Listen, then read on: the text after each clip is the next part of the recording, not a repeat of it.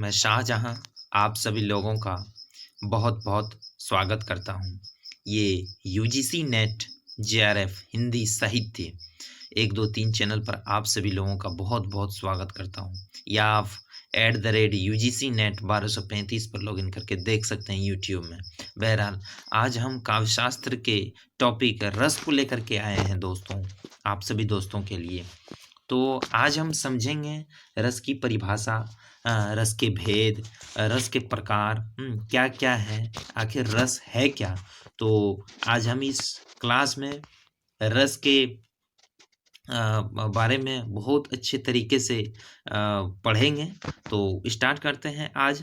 तो देखिए सबसे पहले क्या है कि रस का शाब्दिक अर्थ क्या है? देखिए रस का शाब्दिक अर्थ है आनंद। काव्य को पढ़ने व सुनने से जो आनंद प्राप्त होता है, रस कहलाता है।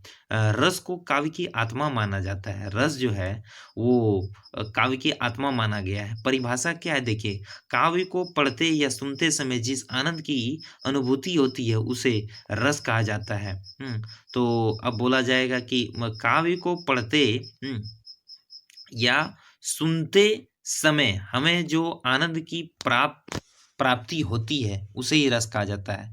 तो रस की उत्पत्ति को सबसे पहले परिभाषित करने का श्रेय भरत मुनि को माना जाता है। उन्होंने अपनी पुस्तक नाट्य शास्त्र में 8 प्रकार के रसों का वर्णन किया है, किंतु अभिनव गुप्त ने 9 रसों को मान्यता दी है। अतः वर्तमान में 9 रस माने जाते हैं। भरत मुनि ने लिखा है विभावानुभाव व्यभिचारी संयोगादरस रस निष्पत्ति, अर्थात विभाव, अनुभाव तथा संचारी भावों के संयोग से रस की निष्पत्ति होती है। तो रस की परिभाषा भरत मुनि के अनुसार क्या है देखिए, यहाँ बहुत अच्छे तरीके से है। आप इसको कम से कम 1 से 2-3 बार जरूर सुनिएगा। एक बार में अगर याद नहीं हो ना तो बहुत कुछ ऐसी बातें होती है दोस्तों जिसको हम सुन करके याद कर सकते हैं, समझ रहे हैं ना। पढ़ करके तो बहुत कुछ हम भूल भी जाते हैं, लेकिन सुना हुआ बात ना याद रह जाता है।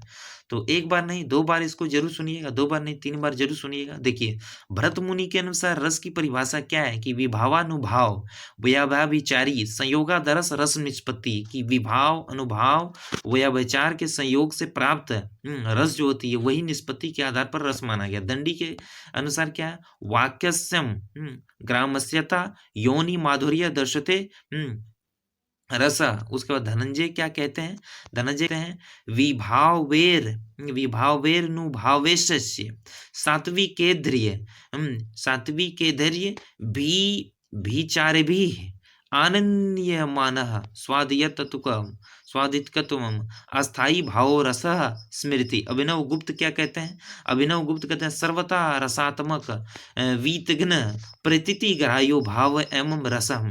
मम्मट क्या कहते हैं, व्यक्त स तेवुर्वो भादयो तेवुर्वो भादयो अस्थावी भाव रस स्मृत। आचार्य श्याम सुंदर दास क्या कहते हैं, हालांकि श्याम सुंदर ही नाम है यहाँ, लेकिन पूरा नाम आचार्य श्याम सुंदर दास है, या बाबू श्याम सुंदर दास मिले या डॉक्टर श्याम सुंदर दास। उनकी मान्यता है कि अस्थाई भाव जब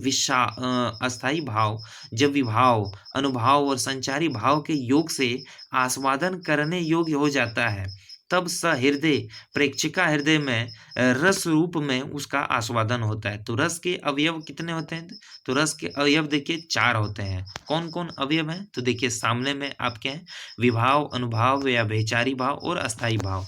तो अब विभाव है क्या, आप इसको भी देखिएगा कि विभाव आखिर पूछे कि विभाव है क्या, तो विभाव में कितने प्रकार के होते हैं। तो देखिए विभाव जो होते हैं वो 2 प्रकार के हैं, आनंद विभाव और उद्दीपन विभाव। तो अब सबसे पहले हम देखें कि आनंद विभाव क्या है। तो देखिए यहाँ विभाव कहा किसको जाता है, समझ रहे हैं ना, विभाव कहा किसको जाता है। देखिए विभाव का अर्थ होता है कारण, विभाव का अर्थ होता है कारण। जो व्यक्ति, वस्तु और परिस्थिति या कारण अस्थायी भावों को जागृत करते हैं उन्हें विभाव कहते हैं। इसके बाद देखिए क्या है, देखिए सबसे पहले विभाव 2 प्रकार के होते हैं, आलम्बन विभाव और उद्दीपन विभाव। विभाव 2 प्रकार के होते हैं, आलम्बन विभाव और उद्दीपन विभाव। अब आलम्बन विभाव में विषयालंबन है और आश्रयालंबन। तो आलम्बन विभाव किसको कहते हैं, जिसका सहारा पाकर अस्थायी भाव जागते हैं। आलम्बन, आलम्बन का मतलब क्या है कि सहारा, आलम्बन। तो आलम्बन विभाव कहलाता है। उदाहरण, किसी रोते हुए व्यक्ति को देखकर रोना आना, किसी दुखी व्यक्ति को देखकर दुखी होना, वो क्या आलम्बन विभाव। आलम्बन विभाव के दो प्रकार हैं, विषयालंबन भाव और आश्रयालंबन भाव। विषयालंबन भाव और आश्रयालंबन भाव। इसके बाद देखिए आश्रयालंबन भाव क्या है, जिसके हृदय में भाव उत्पन्न हो उसे आश्रयालंबन भाव कहते हैं। उदाहरण, राम को देखकर रावण क्रोधित हो गया है राम को देखकर रावण क्रोधित हो गया है, जो है इस वाक्य में रावण के हृदय में भाव उत्पन्न हुआ है, अतः रावण जो है आश्रय हुआ। तो विषयालंबन क्या हुआ, विषयालंबन देखिए जिसे देखकर, पढ़कर या सुनकर भाव उत्पन्न हो। कितना अच्छा है, आप देखिएगा कि विषयालंबन क्या हो। विषयालंबन को हम संधि विच्छेद करें तो विषय प्लस आलंबन, विषयालंबन। तो विषय, विषय हमारा क्या है, तो यहाँ देखिए जिसे देखकर, मतलब देखना, सुनना, कहना, बोलना, सोचना, ये भी तो एक तरह से विषय हुआ। तो वही है कि जिसे देखकर या पढ़कर या सुनकर भाव उत्पन्न हो वह आलंबन कहलाता है। उदाहरण, राम को देखकर रावण क्रोधित हो गया, क्रोधित हो गया। यहाँ राम आलंबन हुए हैं क्योंकि उनको देखकर ही क्रोध उत्पन्न हुआ है। अब उद्दीपन विभाव क्या है, जिन वस्तुओं या परिस्थितियों को देखकर अस्थायी भाव उद्दीपन या उत्पन्न होने लगता है, उद्दीपन विभाव कहलाता है। उदाहरण, वन का एकांत वातावरण या चांदनी रात है। अनुभाव, आलंबन और उद्दीपन विभावों के कारण उत्पन्न भावों को बाहर प्रकाशित करने वाले कार्य अनुभाव कहलाते हैं। अनुभाव कहलाते हैं। इसके बाद देखिए यहाँ क्या है कि जैसे भुजा पकड़ना, कंपन, रुद्रदन, आंखें लाल होना, अनुभाव 4 प्रकार के माने गए हैं। कायिक है, डर से भागना, क्रोध में गाली देना, मानसिक चेष्टाओं को मानसिक अनुभाव कहते हैं। इसके बाद है आहार्य, वेशभूषा में जो भाव प्रदर्शित किए जाते हैं। सात्विक अनुभाव, शरीर की स्वाभाविक क्रिया के फलस्वरूप उत्पन्न चेष्टाएं।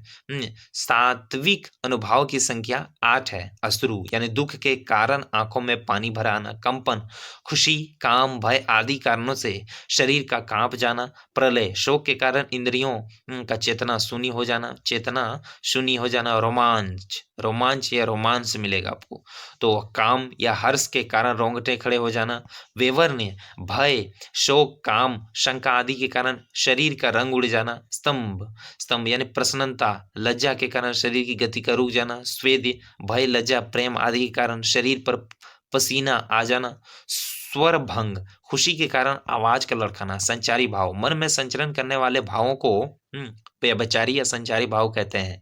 इनकी संख्या 33 मानी गई है। सबसे पहले हर्ष है, त्रास है, ग्लानि है, शंका है, अमर्ष है, गर्व है, विषाद है, लज्जा है, चिंता है, असूया है, मोह है, उत्सुकता है। तो इसके बाद देखिए फिर 13 नंबर क्या है, उग्रता है, दीनता है, आवेग है, घृति है, विबोध है, श्रम है, निद्रा है, स्मृति है, उन्माद है, अपस्मार है, मरण है। इसके बाद देखिए यहाँ क्या है, चपलता है, जड़ता है, निर्वेद है, मति है, वितर्क है, आलस्य, स्वप्न है, मद है, अविहत्या है, व्याधि रोग है। तो ये हो गया। इसके बाद अस्थाई भाव का अर्थ है प्रधान भाव, मन के वे भाव जो मनुष्य के अंदर पहले से मौजूद हों तथा उचित कारण पाकर उद्भूत हो, अस्थाई भाव कहलाता है। रस की संख्या 9 बताई गई है। हर रस का अस्थाई भाव होता है। तो हर रस का अस्थाई भाव क्या होता है, तो देखिए यहाँ हमारे सामने में श्रृंगार रस का अस्थाई भाव क्या हो जाएगा, रति हो जाएगा, हास्यवास का हास हो जाएगा, करुण का शोक हो जाएगा, रुद्र का क्रोध हो जाएगा, वीर रस का उत्साह हो जाएगा, भयानक भय हो जाएगा, विभत्स का रस हो जाएगा, घृणा या जुगुप्सा, विभत्स में अद्भुत रस हो जाएगा, आश्चर्य, शांत रस का निर्वेद हो जाएगा। तो ये जो वीडियो था आप सभी दोस्तों के लिए कैसा लगा, आप ज़रूर कमेंट करके बताएं, लाइक करें, शेयर करें, कमेंट करें, और आप किस प्रकार की वीडियो चाहते हैं, किस पर आधारित वीडियो चाहते हैं, ये भी कमेंट करके आप हमसे बोल सकते हैं, कह सकते हैं। और चैनल पर जो नए दोस्त हैं वो चैनल को सब्सक्राइब कर लें, लाइक करें और लाल बटन को प्रेस करके रखें ताकि कोई भी हम वीडियो छोड़ें तो आप सभी लोगों के पास तुरंत पहुँचें। बहुत बहुत शुक्रिया, बहुत बहुत धन्यवाद।